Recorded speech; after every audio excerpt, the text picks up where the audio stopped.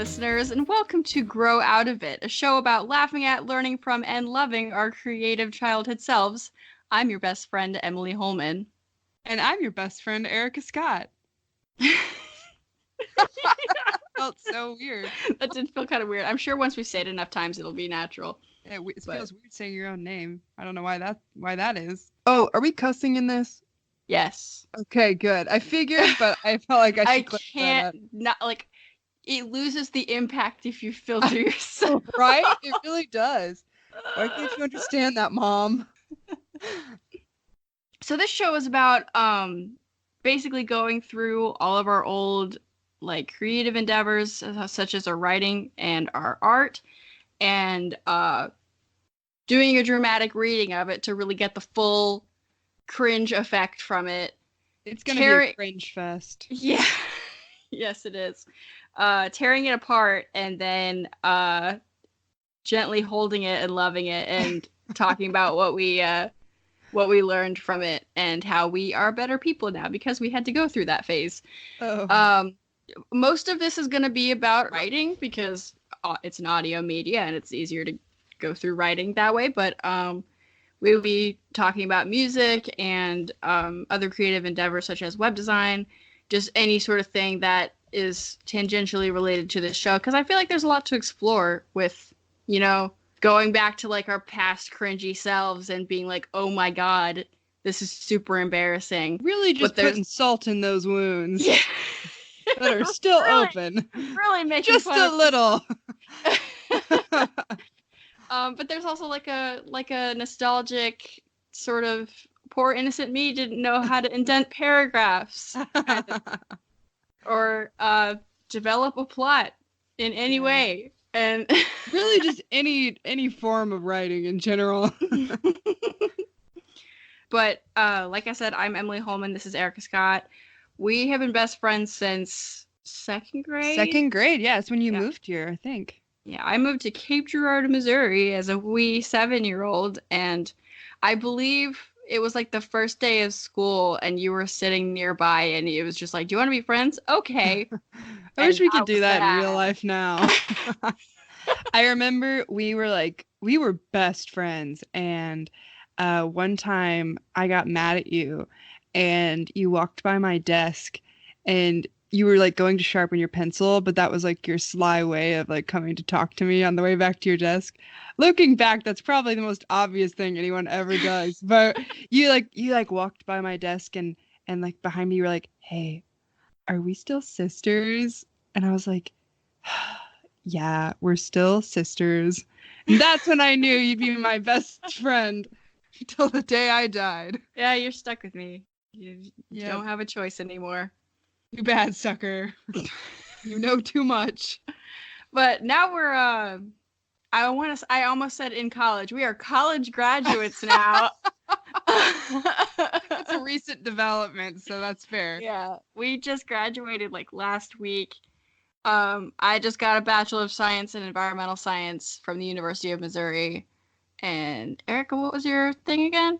I got a Bachelor's of Science in Community and Regional Planning with a minor in Technical Writing at Missouri State University. Nice. Which is actually not the same university, believe it or not. Yeah. Eric and I have basically been creatively connected since the beginning. Like, first it was like playing pretend on the playground and talking about our imaginary friends, which we called imaginary pets. And then it evolved into like doing art for each other. And then eventually we started getting into creative writing and we would give each other feedback on creative writing. And we even tried to collaborate on one very special book called The Quest. I have it with me right now. My mom dropped it off at my apartment last week, along with about 50 other notebooks full of very bad writing. But yeah, disclaimer, I haven't read through this or looked at it at all since like 5th grade when we wrote this. So this is all fresh to me. I've just skimmed it. Like, I haven't really gone really through any of it. I've just been like, oh shit, I remember this. But yeah. I kind of want to save the read through for the actual show, so I have my genuine reaction of, yeah. I wrote this with my own 2 human hands. Own to human. Yeah, we were basically lovers as children. We would like draw for each other and pass notes to each other and like write together. We would save baby birds together. Yeah, I remember that. Yeah. Oh my Kept gosh. it in your desk. Yeah. Yeah, a I whole remember day, a whole school day. Our parents never gave us the talk, so we had to figure it out ourselves. And we thought it Yeah. meant just like touching each other. Yeah. This sounds like we did this to each other. We just talked about we just talked about it. Yeah, I used to think it was just kissing each other on your private parts. Yeah. Which, yeah. I'd say my first actual knowledge of sex was a Viagra commercial, and they were just in two bathtubs together holding hands. And that's what I knew about sex. I thought you maybe had to get in a bathtub or something. Oh shit, they haven't sex. Can they do that? Oh, they doing it. They in the tub. How did we get on this? I don't remember. This is gonna happen a lot because both of our minds just kind of go with tangents. But anyway, this story that I'm holding in front of me is called The Quest, a story of friendship. It's on a purple spiral-bound notebook with a printed out piece of computer paper with like a Microsoft Word font over like a ripped off JPEG from the internet when you Google rainforest. It's not even covered. Like we took this shit in the rain. It's got like rain marks all over it. It's so bad. It's been stapled and taped to the cover of this notebook. And it's beautiful and I love it. And so basically the premise of this book is we wrote it in 5th grade and don't remember what the plot was about. Nope. But basically we would pass it back and forth because we weren't in the same class, but we had like what was it, like partner teachers or what was it? Yeah, team teacher? No, there was a word for it. Anyway, so there were 2 classes that the 2 teachers would like rotate the classes between each other. So like one teacher only taught history, but they had to teach both classes. And so we were like team teacher, whatever classes with each other. And we would pass it back and forth as we like switched classes. And we did not discuss what the plot was going to be at all. We would just like give it to each other and just read what the other person had wrote and just kind of went with it. There was no overarching plot whatsoever. It didn't make any sense. Sometimes people would like, I remember sometimes you would take it in a direction that I wasn't really planning and I would be like, well, that's what we're doing now, I guess. And I'm sure that I did the same for you. And the funny thing is, about it. No, and we never like, you would write like 3 full pages and then I would take a week and a half and write like 3 paragraphs and be like, this is good. Should have known my work ethic by then, but it was bad. I think it's still beautiful. It turned out beautiful. I'm nervous and excited. Now bear in mind, neither of us have read this since we put it away like 8 years ago. Yeah. No, we were probably 11. Yeah, 10 or 11 years ago. 10 years, yeah. A decade. Oh gosh. This notebook is a decade old at least. Yeah. All right. But the point of this segment of the show is to just get the full dramatic effect of where our middle school minds were when we wrote this. So I can't even I'm sorry. Iceclaw gazed out at the moon, her snow-white pelt glimmering in an eerie light. All of her packmates were asleep. She could hear them silently breathing in and out, in and out. I'm so sorry. Okay. How could she hear them if they were silent? Silent? I would go to sleep if I were you. Iceclaw whirled around, only to see a silvery cloud of mist. She padded slowly towards... Oh, I spelled it wrong. She padded slowly toward the strange mist when it took the form of a wolf. For some strange reason, Iceclaw wasn't afraid, as she usually is when she sees something unusual or scary. she just... Why? Show, don't tell.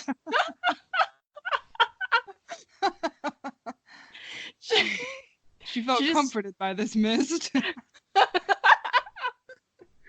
Its essence calms me. She just stared silently at the figure, waiting. Terrible things are about to happen to your forest home, the figure said. You and 3 other creatures are chosen to save it. Iceclaw was taken aback. She wasn't a hero. She's never done anything brave in her life at all. I'm sorry, you must have the wrong wolf, she mumbled. I'm not a... What? This is going so well. I'm not a brave at all, just a scaredy wolf. That's what I wrote! It's a... Oh! So good. I know you think that, but you are brave. All you have to do is believe in yourself. Oh, God. Jeez. Iceclaw finally asked the question she wanted to ask. Why are you here? I already told you, terrible times are coming to your forest home, the figure whispered, and you and some other creatures in the forest will go on a long, perilous journey through the mountains and many more unknown places. I think Erica has taken over because this is her handwriting. We were kind of hippies already. We had kind of a bad times are coming to the forest. Kind of Pompoco vibe. And with that, the shadowy wolf disappeared with a gentle sweep of wind. Iceclaw questioned if the shadow was telling the truth or if she may be dreaming. Finally, she figured she was dreaming and would wake up soon. When she didn't, she feared in the back of her mind it was right. She's dead. She didn't wake up. No, that's the most silliest idea I've ever heard, Iceclaw muttered to herself. The most silliest. The rest of the night she spent sitting contently and staring at each star in the sky she could see and thinking about what she had just experienced. I do that now. Staring at each star. Each star individually. There's a star drawn here in the notebook that I think is indicative of a passage of time.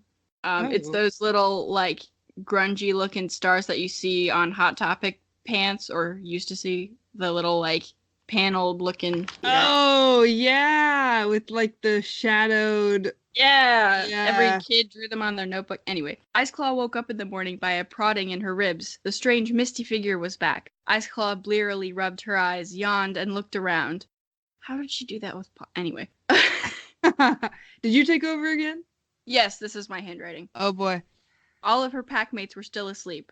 Follow me, the figure whispered. Your journey is about to begin. Iceclaw sadly looked around her camp. She was born there and hated to leave, but for some reason she felt that she had to. She sighed and bounded off into the trees after the shadowy figure. I'm about to dip.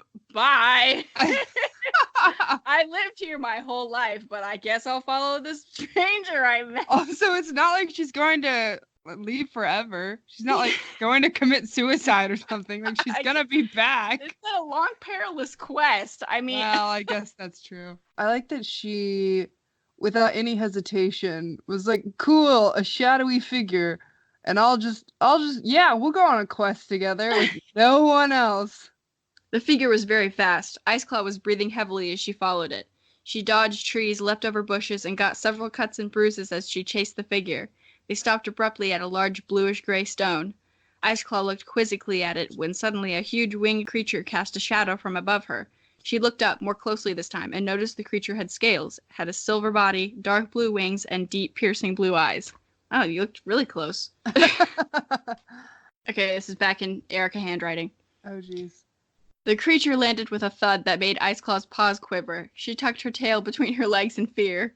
What is that strange creature? Asked Iceclaw. Her heart was beating quickly, and her ears were flattened against her head. We were such sluts for warrior cats. I know! This is all warrior cats. I'm just picturing cats. She searched her mind for any hint of what the creature might be. When she found none, the figure whispered, "That's a dragon, one of the most mysterious creatures in the animal kingdom." Why did you bring me here? Iceclaw asked. Bitch, she told you already!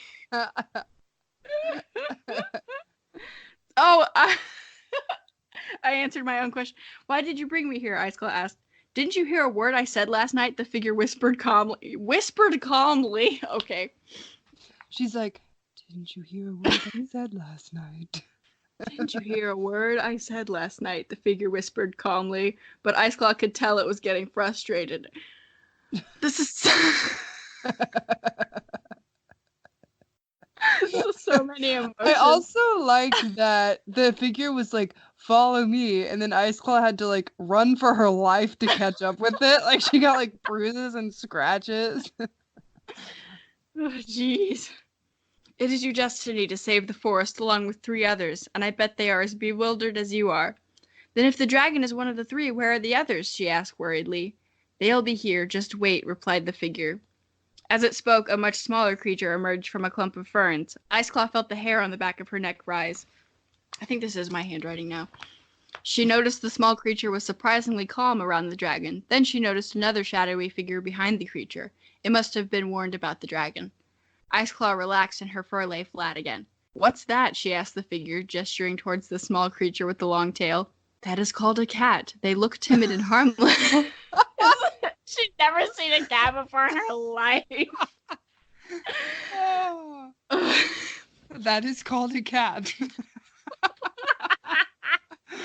Oh. They look timid and harmless, but make one mad, and you'll have a screeching ball of fury ripping your fur off. The figure whispered. Oh, okay, Iceclaw replied. Life lessons from 5th grade Erica and Emily. Watch out for them cats, though. Screeching balls of fury. Hi, I'm Kiva, the cat meowed. Who are you? Hi, I'm Iceclaw, Iceclaw said. Then she remembered she hadn't gotten the dragon's name. Did the dragon land? Where is the dragon? He's just hovering. Timidly, she approached it. The tip of her tail curved back in a meaning that she was no threat. Did I study wolf behavior? You did, actually. You had, a journal full of it. Oh, did I? Yeah, you had, drawings of, what they would look like if they were mad, angry, sad, happy. You had, tails and faces, and, you actually studied it. I remember that. So I had to inform the reader. Yeah, they had to know. This means she's not a threat, guys. In case any of you plebs don't know. Excuse me, I'm Iceclaw, and that's Kiva over there, she stammered. What's your name? The dragon gazed down at her with his deep, piercing blue eyes. Iceclaw felt as if a hole was being burned through her fur. Silent Wing, though the dragons of my colony call me by the stupid name of Ice Breath, he growled. Ice Breath? Why? I like that he had Silent Wing, and we were like, nah, we're gonna call him Ice Breath. He's Ice Breath now. Why do they call you that? Iceclaw asked, her confidence growing. Just watch, Silent Wing replied. He stepped toward the branch of a tree, opened his jaws wide to reveal sharp, needle-like teeth. A strange hissing noise came from his throat, and before Iceclaw's very eyes, the branch was covered with a thick layer of ice. Whoa, the calico cat with the forced green eyes, Kiva patted up. That was the coolest thing I have ever seen. Did we really need an explanation for why he was called Ice Breath? I feel like it's kind of like a German word. It just compounds on itself. We don't really need the definition, but... That's what you think. Dragons aren't supposed to do that, Silent Wing growled. Oh, I'm sorry about that. Keep him meow. I'm sorry you're an outcast. Yeah, sorry you breathe ice like some freak. While Kiva and Silent Wing were talking, Iceclaw noticed 2 dark brown eyes staring at them from the shadowy part of the forest. Hey, I know you're there, so come out and show yourself, she growled. They're just in the middle of talking, and she just says, hey, I know you're there. I see you there, bitch. Look at this drawing. Oh, that's good. I guess we'll post this on our Twitter account and our Instagram and whatever. We'll post all the illustrations. We were very artistic, not very good artists, but we were very artistic when it came to our stories, and we had to do character art of all of the stuff that we drew. Mm-hmm. So basically every episode is going to come with illustrations. Yeah, at least one. Most of them are Emily because I was not confident in my abilities to draw as well as her. I would say I was overconfident. Some of the stuff I drew was a little strange. Anyway, the creature looked very much like a wolf. It was dark gray with a black tuft of fur over his eyes. He had a scowl on his face. 2 teeth, one on each side, showed a little from the top of his mouth. Ooh, is this the bad boy? Is this the emo bad boy? Yeah, he has seam hair. Oh, shit. Tell me your name, Iceclaw asked. That was not a question. More interested in this creature than the others. He looked but didn't smell familiar. Shade, the wolf-like creature growled. I'm a dog. His name is Shade. His name is Shade, and he's an emo German Shepherd. What a bad boy. I love it. I'm a dog, a German Shepherd to be specific. German Shepherds don't fucking look like this. He just looks like a bigger wolf. He just looks like a big wolf with scene hair. Yeah. Well, I'm picturing what's like the lion from Lion King 2 that had like Scar's kid or something? Yeah, I know who you're talking about. Yeah. He had that little tuft of black hair and kind of like an emo look. Was it Kovu? Yeah. Yeah. Oh wow. You reached back into the depths of your brain for that one, didn't you? I forgot that movie existed. Jeez. Wow. I'm Kovu. I'm a scene lion. Anyway, well, I'm Ice Claw. That's Kiva, and that dragon over there is Silent Wing. I know, Shade muttered. Apparently, he had been told about the others too. Ahem. Ice Claw turned her head to the bluish stone. The misty figure of the cat was standing on it. Now that we're all here, you can start your journey. But first, there's a few things you need to know before you leave. Ice Claw blinked. They were leaving already? To know which direction to go, follow the cloud that is shaped like a star in the daytime. If you wish to travel at night, follow the patch of blue moonlight. What fucking system is this? There's just like a star-shaped cloud in the sky at all times, and no one else in the world's concerned about it. This is like a Wiseman scenario. Like everyone starts flocking and like following this giant cloud. What if we had actually had that happen though? It's like, oh, we didn't really think this through, and then they get to where the quest is supposed to be, and like everybody's fucking there. Yeah. I'm the chosen one. No, I'm the chosen one. I followed the star. Well, we followed the star too. And there was baby Jesus lying in the manger. Baby scene wolf Jesus. Baby Shade. What exactly are we saving the forest from? Iceclaw asked. A terrible fire. It will start from lightning near the old wooden bridge. The only way out. Okay. Of the forest? The only way out of the forest. Is there a wall surrounding the entire forest? It's an open ground. Okay. Oh, it must be surrounded by a river. Just like the whole thing. I guess. Usually we draw maps for this, but I don't see a map. We really slacking. Yeah, this was our first collab. Then it will force all of the species close to the edge of the cliff surrounding the. Oh, it's a cliff. Oh. Cliff surrounding the forest. This was bad world design. Yeah. How are we saving the forest if we go away? Kiva meowed. So many questions. The figure of the dragon muttered. Such a dad move. It's like you have a legit question. It's like, so many questions. You will seek help from the Golden Hawk. On the way, you will meet creatures who can help you, though. The Golden Hawk. Hunger gnawed at Iceclaw's belly as she realized that she hadn't eaten yet. We will show you to the old wooden bridge, but after that you're on your own. The misty figure of the wolf growled. Here, eat these. They're traveling herbs and will keep you from getting hungry for the first day. Oh, we got them good traveling herbs, though. You know we ain't hungry. Oh my god. The misty cat meowed, patting up to each one of them. Iceclaw sniffed the bitter-smelling herbs and lapped them up. A horrible tang went through her as she swallowed. Ugh, this tastes horrible, she growled. Well, what did you expect? A fresh-killed mouse? The misty cat meowed. And then there's another star drawn here to indicate the passage of time, which that was a really weird place. What did you expect? A fresh-killed mouse? Passage of time. This is still... Did I write all of this? Yeah, you really went for it, and I would only write, like, half a page each time.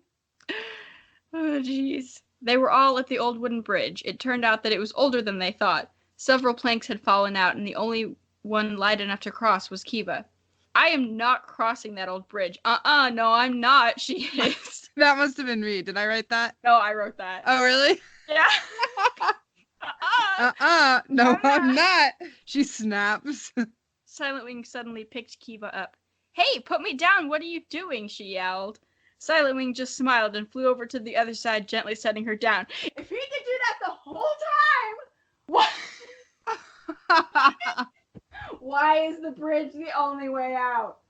He has to carry everyone individually. Oh my god.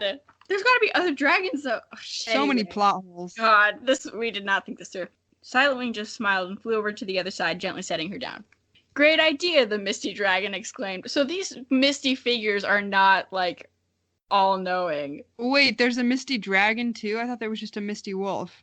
So there's a Misty Wolf, a Misty Cat, a Misty Dragon, and a Misty Dragon. They all have their own little mist guy. Oh, that makes more sense. We did a very bad job of illustrating that. You know? Yeah, I was like, wait a second. Great idea, the Misty Dragon exclaimed. Soon all of the 4 animals were across. This is where we must leave you. Remember to watch over each other, the Misty Dog said, and the Misty Dragon pointed its tail to the sky.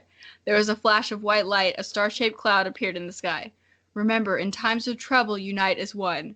The 4 misty figures chanted, then they ascended into the sky until they were out of sight. Wait, I thought it was nighttime. Right? Was it like early morning? Hang on. She woke up. Oh, okay. It was like all of her pack was still asleep. Chapter 1. Oh, that was good. That was I left a lot more questions than I was hoping to have. But hey, it reeled me in, didn't it? I want to know what happens next. Yeah.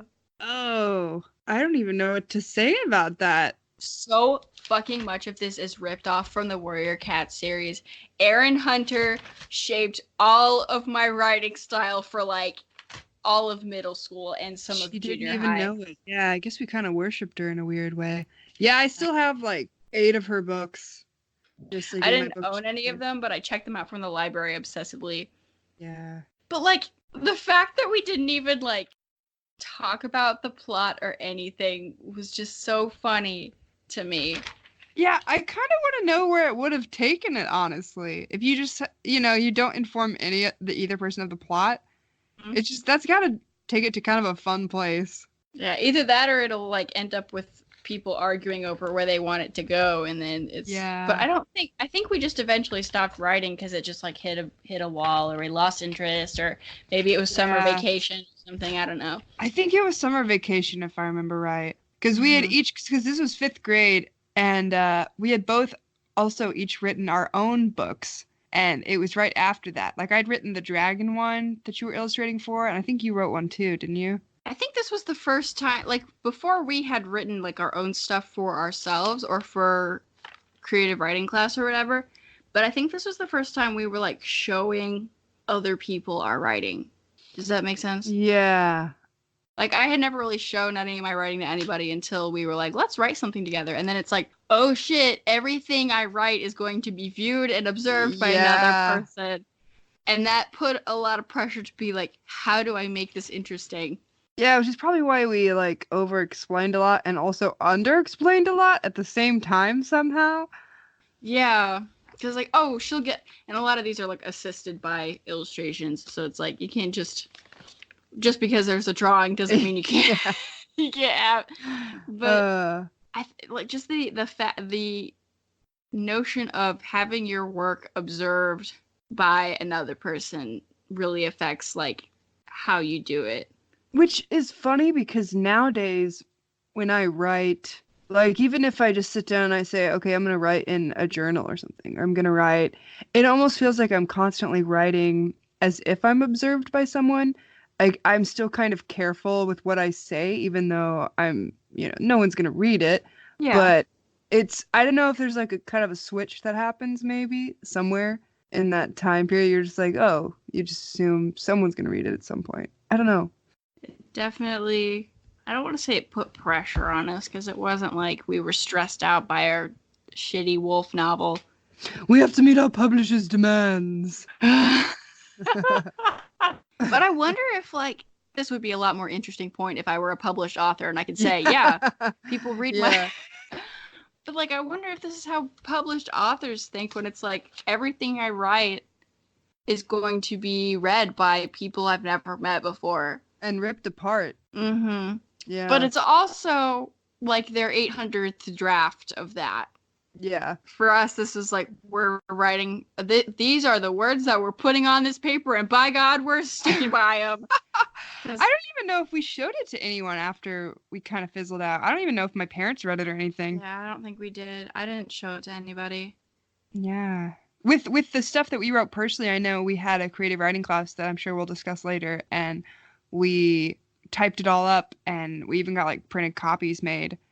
But this, I think, just kind of got swept under the mat after it just fizzled out, as it rightfully should have.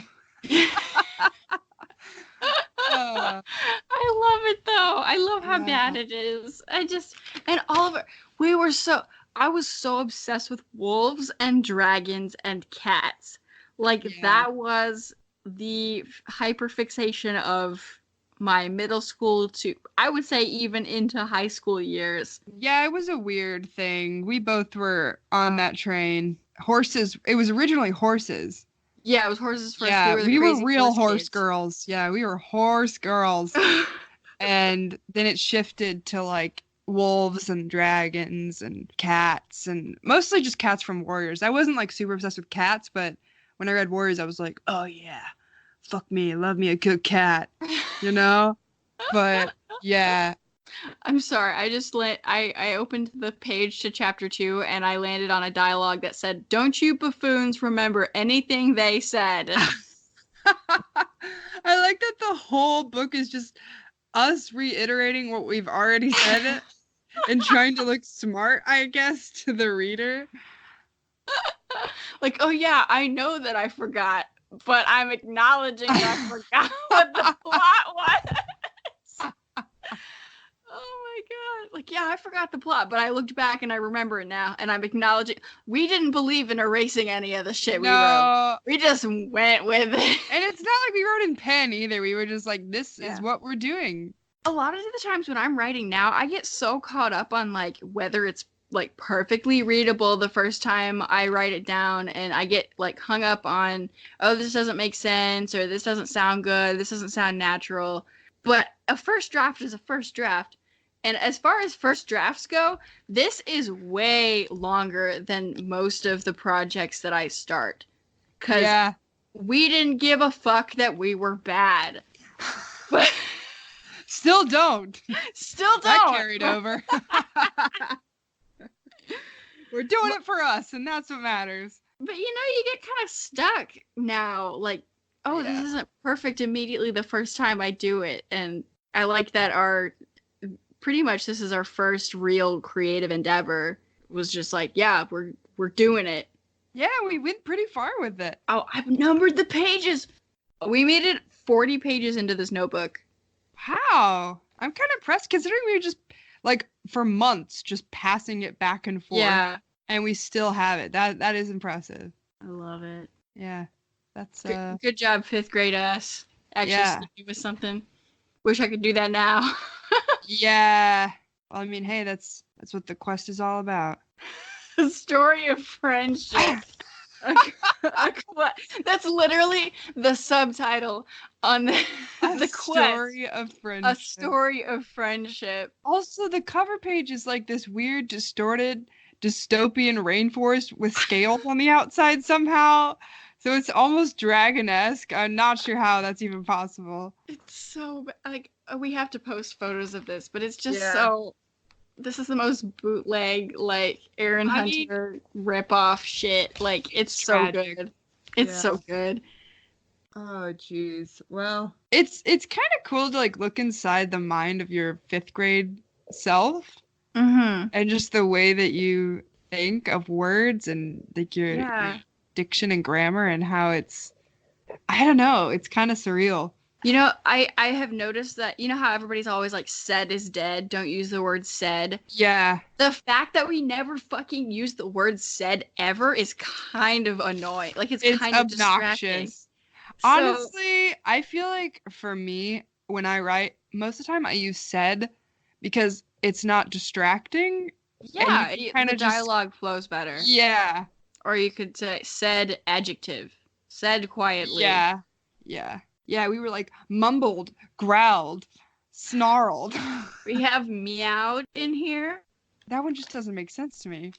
If the cat says something, she's meowing, I guess. I guess. All the shadowy figures are whispering. It's always, they whispered. God, that's annoying. That's why I had to keep lowering my voice, because I was like, oh shit, they're supposed to be whispering. Growled. Very good. Very good stuff. Hey, once we like learned that there was a rule for something, at least we followed it. Oh, we stuck to it. We died for that rule. Said is dead. All right. You got it. It is no longer in our vocabulary. It's buried in the ground. Oh, jeez. Thanks everybody for listening to our show and listening to this very, very good, very bad reading into very good, very bad. Very bad, good reading into our 5th grade selves. We hope you join us again in the future. Next week we're going to tackle something else, but we will be coming back to The Quest, A Story of Friendship in the future. Keep an eye out for that. I'm going to cut in here with a little bit of post-editing. Our goal for this show is to give artists of all kinds more exposure. So if you are an author or a former author like we are, you can send in all of your embarrassing childhood writings to growoutofitpodcast@gmail.com. And we will also be ending every episode of the show with a song featuring an up-and-coming band. So if you are in one of those, or you know somebody who's in one of those, go ahead and send that to our email as well. Once again, that's growoutofitpodcast@gmail.com. And so I don't get in trouble with the military, the views and opinions expressed on this podcast do not reflect those of the United States military or the United States Air Force. It's just my shit and Erica's shit. Our shits combined. Stir them together and you got our shit. Yep, you got this shit right here. This shit right here. Sayonara, sucker. Sayonara, sucker.